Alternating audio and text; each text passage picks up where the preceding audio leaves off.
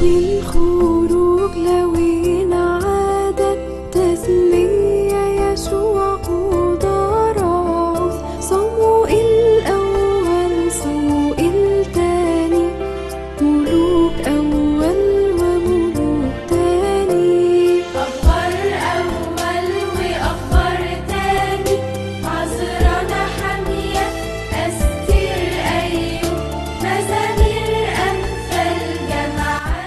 Dalam pembahasan yang lalu kita telah membahas mengenai perbedaan asal-usul kurban. Sekarang kita akan membahas mengenai model Ka'bah.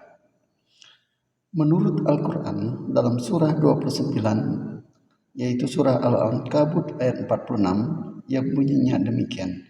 Dan janganlah kamu berdebat dengan ahli kitab, melainkan dengan cara yang paling baik, kecuali dengan orang-orang zalim di antara mereka. Dan katakanlah, kami telah beriman kepada kitab-kitab yang diturunkan kepada kami dan yang diturunkan kepadamu. Tuhan kami dan Tuhanmu adalah satu, dan kami hanya kepadanya berserah diri. Menurut Al-Quran, bahwa Allah yang menurunkan Al-Quran dan yang menurunkan kitab Taurat itu adalah Allah yang sama. Tetapi yang menjadi pertanyaan, mengapa isi Al-Quran dan isi Alkitab itu berbeda?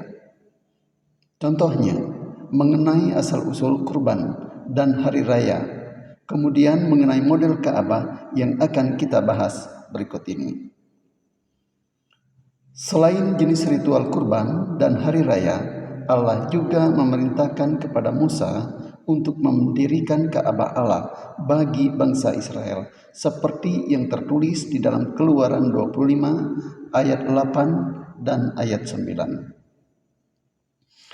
Dan mereka harus membuat tempat kudus bagiku, supaya aku akan diam di tengah-tengah mereka menurut segala apa yang kutunjukkan kepadamu sebagai contoh kemah suci dan sebagai contoh segala perabotannya. Demikianlah harus kamu membuatnya.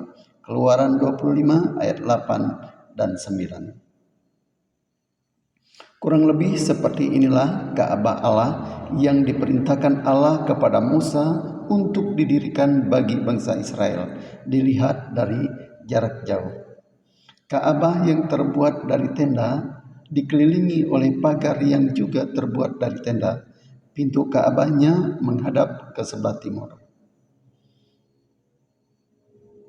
Mari kita lihat perabotan-perabotan apa saja yang ada dalam Ka'bah. Yang pertama, mesbah korban bakaran. Yang kedua, yaitu bejana pembasuhan. Yang ketiga adalah meja roti sajian. Dan yang keempat adalah 7 kekidian. Yang kelima adalah mesbah pedupaan. Lalu yang keenam yaitu tabut perjanjian Allah. Hampir semua perabotan ini dilapisi dengan emas murni. Mari kita lihat gambaran Ka'bah dan penempatan perabotan dalam Ka'bah. Anggaplah ini sebuah lahan untuk membangun Ka'bah. Maka dibangunlah Ka'bah di atasnya.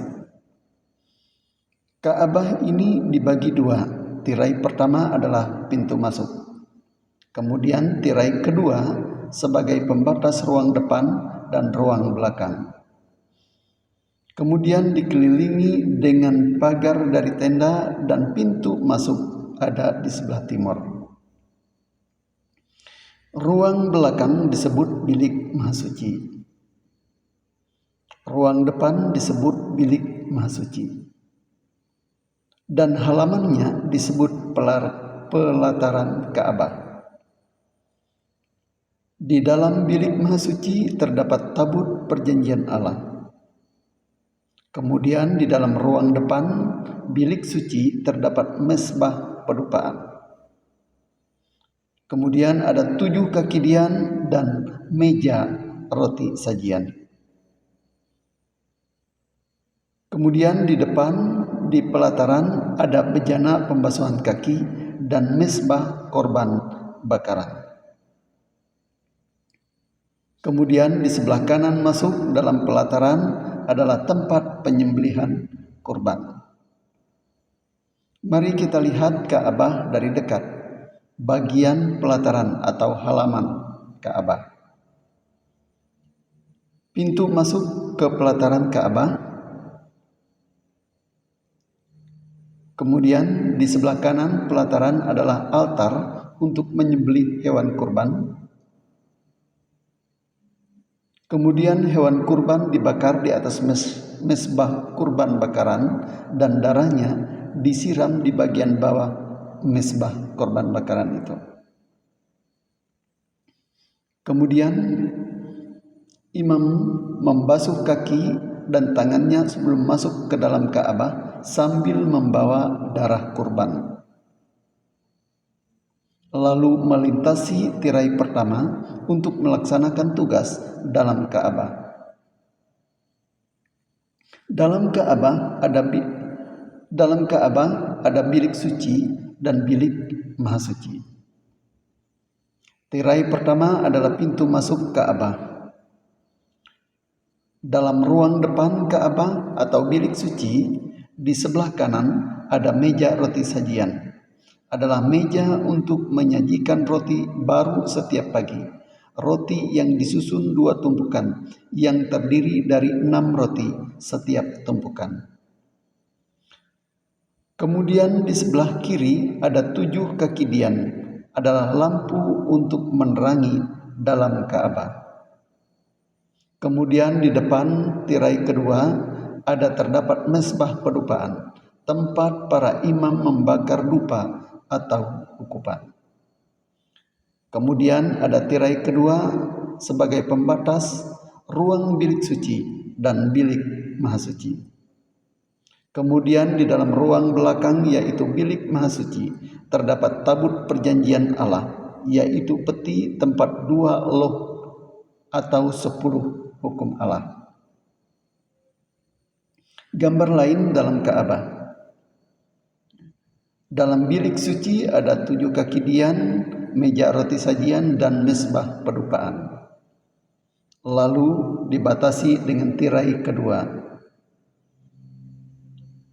Di dalam bilik maha suci ada tabut perjanjian, yaitu di dalam ruang paling belakang. Itulah model Ka'bah Nabi Musa dan segala perkakas di dalamnya. Apakah makna semuanya ini? Kita akan bahas setelah berikut ini. Ka'bah Musa yang terbuat hanya dari tenda. Ketika Raja Salomo, anak Daud, menjadi raja, maka dia membangun Ka'bah permanen. Ka'bah yang begitu megah. Tetapi Ka'bah ini dihancurkan oleh Raja Nebukadnezar, Raja Babylon. Kemudian dibangun kembali oleh Ezra dan Nehemia di zaman kerajaan Media Persia oleh perintah Raja Artasasta. Kemudian direnovasi oleh Raja Herodes Agung. Kemudian dihancurkan oleh kerajaan Roma tahun 71 Masehi, sekitar 40 tahun setelah kenaikan Yesus ke sorga.